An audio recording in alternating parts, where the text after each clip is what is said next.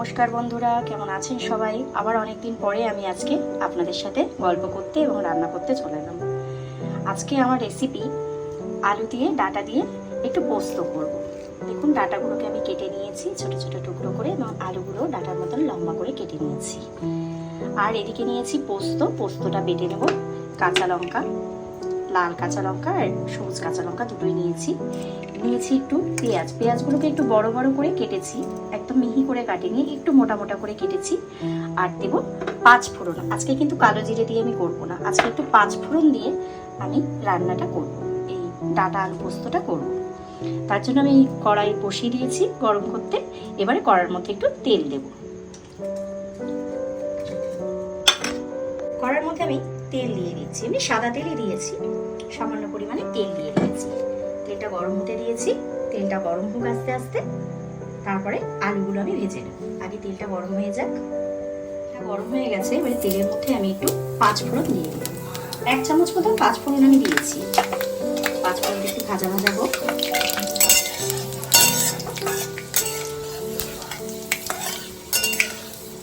5 ফোড়নটা একটু ভাজা হয়ে গেছে, এবারে আমি এর মধ্যে দিয়ে দিচ্ছি টুকরো করে কেটে রাখা আলুগুলোকেও আমি একটু লাল করে ভেজে নেব।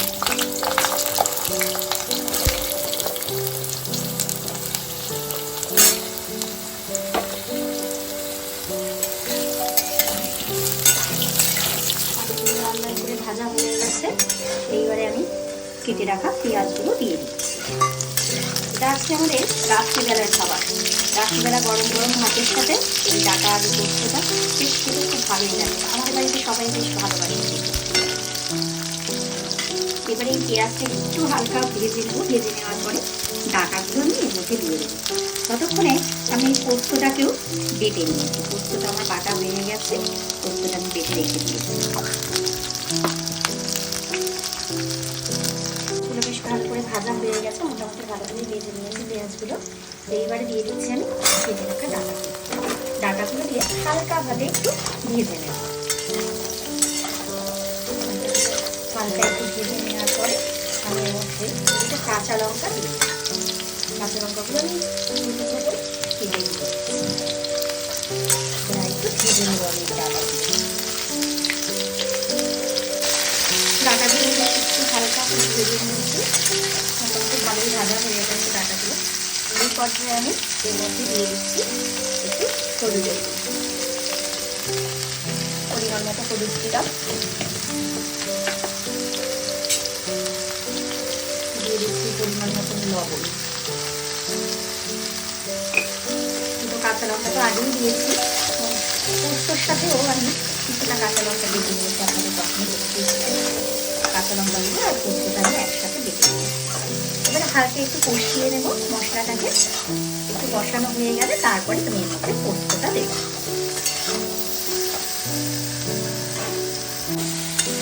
কষিয়ে নিয়েছি ভালো করে মশলাটাকে আলু ডাঁটার সাথে। এইবারে আমি পোস্ত বাটাটা এর মধ্যে দিয়ে দিচ্ছি। পোস্ত বাটাটা দিয়ে একটু কষিয়ে নেব, খুব বেশি কষাবো না, হালকা করে একটু কষিয়ে নিয়ে আমি জল দিয়ে দেবো। দেখুন রঙটা কি ভালো এসেছে, কি সুন্দর লাগছে দেখতে, খেতেও দুর্দান্ত স্বাদ লাগে। আপনারা একবার এইভাবে রান্না করে দেখবেন।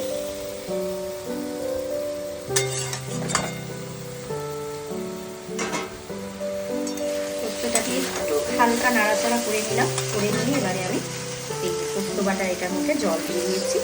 এই পোস্ত বাটার জলটাই আমি দিয়ে দিচ্ছি। বেশি পরিমাণে জল দেবো না, কারণ মোটামুটি সেদ্ধ হয়েই গেছে সব সবজিগুলো। আলুটাও সেদ্ধ হয়ে এসছে মোটামুটি, সামান্য একটু হলেই হয়ে যাবে। দেখুন আলুটা ভালোভাবেই বেশ সেদ্ধ হয়ে গেছে, দুটো করে হয়ে যাচ্ছে। ডাঁটাটাও মোটামুটি সেদ্ধ হয়ে গেছে। খুব বেশি জন্য জল দেবো না, সামান্য পরিমাণে জল দিয়ে এটাকে ঢাকা দিয়ে দেবো।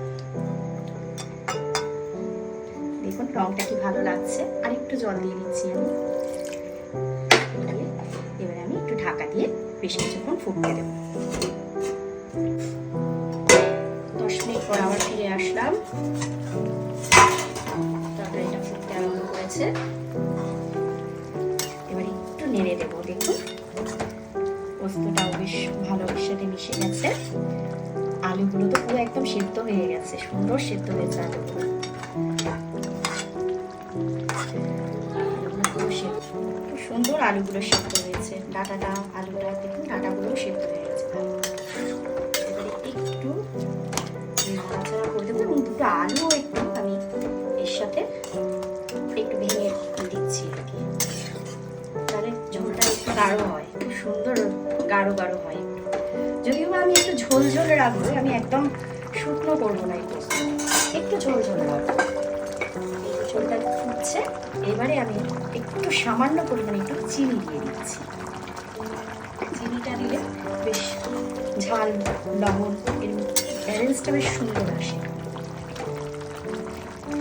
দেখুন গরম ভাত দিয়ে এরকম পাতলা করে ঝোল খুব ভালো লাগে, খুব স্বাদ লাগে। তবে ঝোলটা কিন্তু এই ডাটা আলুর ঝোলটা কিন্তু এই পোস্ত দিয়ে যে ঝোলটা, এই ঝোলটা কিন্তু একটু মানে গরম ভাতেই খেতে হবে, ঠান্ডা হয়ে গেলে এটা আবার ভালো লাগবে। ঝোলটাও গরম হতে হবে, ভাতটাও গরম হতে হবে, তবেই বেশ খেতে স্বাদ লাগে। ঝোলটা বেশ সুন্দর ফুটছে, আর একটু ফুটিয়ে আমি নামিয়ে গরম গরম ভাতের সাথে আমি পরিবেশন করব।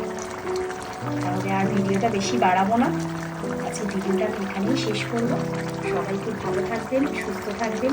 আমার ভিডিওগুলো কেমন লাগছে আপনাদের কমেন্ট করে জানাবেন। আপনারা পারলে একটা ছোট করে লাইক দিয়ে দেবেন, তাহলে আমিও খুব খুশি হব যে আপনারা সবাই দেখছেন এবং লাইক দিচ্ছেন আমার ভিডিওটাকে।